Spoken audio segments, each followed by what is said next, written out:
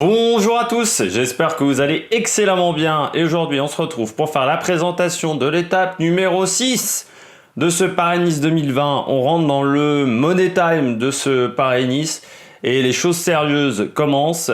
C'est peut-être pas l'étape qui va nous donner le vainqueur de ce Paris-Nice 2020, mais c'est une étape qui peut vraiment nous indiquer quel coureur sera en difficulté pour l'étape du lendemain, pour l'étape de la Colmiane.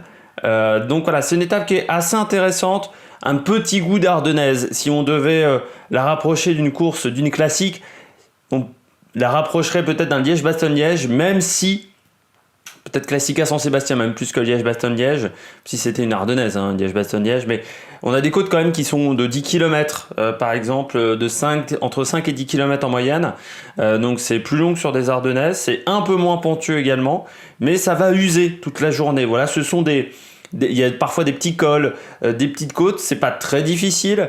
Parfois les pourcentages sont assez réguliers. On a vraiment le sentiment d'avoir une étape en Provence, du Tour de la Provence.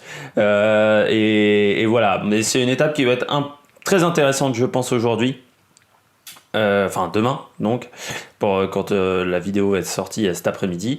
Donc cette étape 6, l'étape du vendredi, peu de personnes en parlent et pourtant il faut s'y intéresser. Je vous mets tout de suite le profil.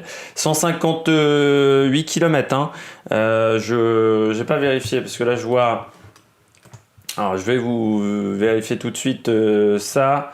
Hop, Paris-Nice, parce que j'ai un doute par rapport là au parcours qui est montré sur Pro Cycling Stats.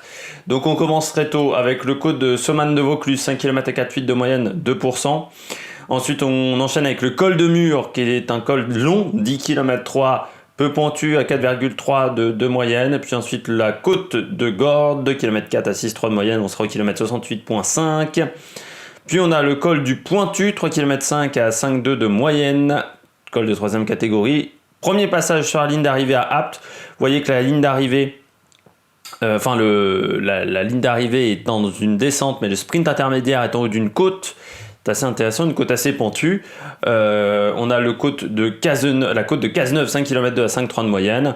Encore une côte derrière, c'est pas tout plat. Puis Saint-Martin-des-Castillons.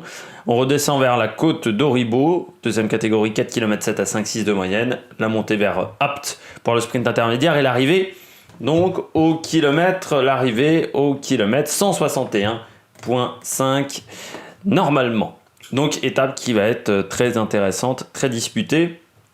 Vous le voyez, hein, qu'on a des côtes qui ne sont pas représentées sur ce parcours, comme la côte au kilomètre 129,5 qui est bien indiquée sur la flamme rouge, sur ce profil fait par Pro Cycling Stats, sur le site de Pro Cycling Stats. Pourquoi je l'ai pris sur Pro Cycling Stats? C'est contrairement à Tirreno ou le Giro, toutes les courses RCS où le profil est souvent très bien réalisé par l'organisation, c'est vraiment le profil du coin. Des fois les pourcentages sont pas bons, mais le profil est juste. Autant ASO donne toujours des profils où on n'arrive pas à voir qu'il y a des côtes. Quand c'est des petits sommets, on va dire, où on va pas très haut en altitude. Donc là, l'avantage, c'est qu'on voit vraiment comment la course va se dérouler. Je vous montre également le dernier kilomètre, enfin les 4 derniers kilomètres.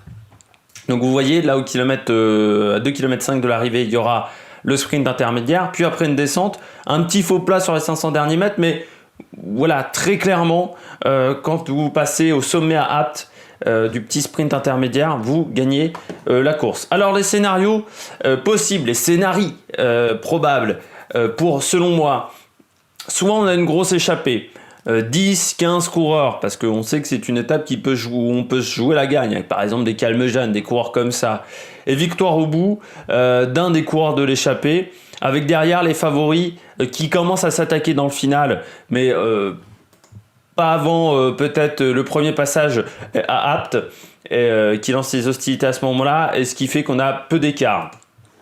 Soit ça roule vite toute la journée. C'est une étape où si ça roule vite, ça peut très vite devenir compliqué. Un peu comme l'étape de Saint-Étienne l'année dernière. Je ne sais pas si vous vous souvenez sur le Tour de France, ça avait roulé vite pendant toute la journée le samedi, le deuxième samedi. Non, c'était deuxième ou troisième samedi. Non, c'était le deuxième, je crois me rappeler. Hein. Deuxième, troisième samedi. Non, troisième samedi. Où ça roulait très très fort en deuxième semaine. Et ça permet de savoir, déjà ça fait une course d'usure, donc forcément on voit les favoris. Et puis ça permet aussi de savoir si la Bora par exemple peut suivre. Et ça donne des indications pour l'étape de la Colmiane qui sera le lendemain. Donc savoir si à la Bora c'est quand même une équipe sûre ou pas. Ce qui n'est pas toujours facile à déterminer. Donc là quand on les pousse vraiment dans le dernier retranchement, eh bien on saura s'ils sont solides. Et ça fatiguera peut-être cette équipe pour le lendemain pour lâcher Charman également. Parce que je rappelle que Charman a quand même 1 minute d'avance sur tout le monde. Et puis troisième solution, mais je ne pense pas qu'elle se déroulera, c'est les leaders se regardent, on récupère l'échappée, puis ensuite les leaders se regardent et un second couteau, un équipier s'impose. Mais là je ne pense pas que ça se déroule, ou un Pello Bilbao qui joue plus le général aujourd'hui du côté de Bahreïn McLaren. Les favoris de cette étape, la vidéo va pas être trop longue. Eh bien, Thibaut Pinot pour moi, parce que la forme commence à arriver. Je trouve qu'il a plutôt fait un bon contre-la-montre. Ce qui est satisfaisant en plus, c'est qu'il ait dit qu'il n'était pas satisfait par son contre-la-montre.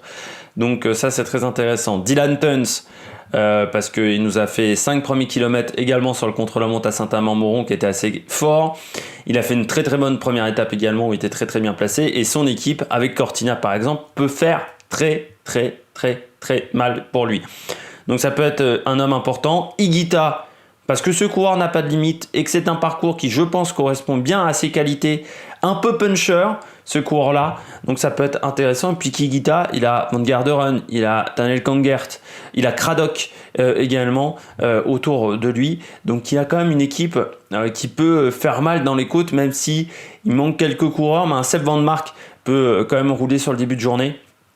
Donc se méfier, même si j'avais dit que Higuita n'avait pas la meilleure équipe autour de lui. C'est ce que je pense encore. Mais il y a, voilà, avec 2-3 coureurs, ils peuvent faire la différence. Et puis en cas d'échappée, moi je mets Thomas de Rent, parce qu'il nous a montré lors du contre-la-montre qu'il était plus en forme que je ne le pensais après les 2-3 premières étapes. Après c'est avec de Rent, c'est un coureur qui n'aime pas frotter, mais je l'avais vu lâcher quand même très tôt et j'avais pas l'impression qu'il lâchait parce qu'il était dans un coup de bordure classique, on va dire, parce qu'il était mal placé, mais surtout parce qu'il n'était pas en très grande forme.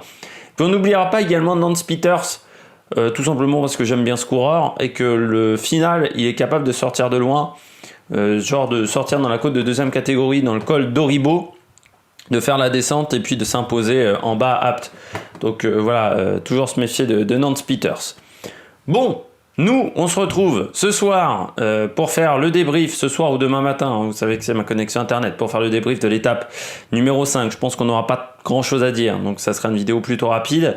Et puis surtout, on se retrouve demain pour faire le débrief de l'étape numéro 6, où là je pense qu'il y aura pas mal de choses à dire. Et puis on fera l'analyse de l'arrivée vers la Colmiane, l'étape numéro 7 qui partira de Nice et qui aura lieu samedi. Allez, n'hésitez pas à vous abonner, n'hésitez pas à mettre un pouce bleu si vous avez aimé la vidéo. N'hésitez pas à réagir dans les commentaires, même si vous n'avez pas aimé la vidéo. Et puis, nous, on se retrouve pour de nouvelles aventures sur l'Amérique Production. Ciao, ciao!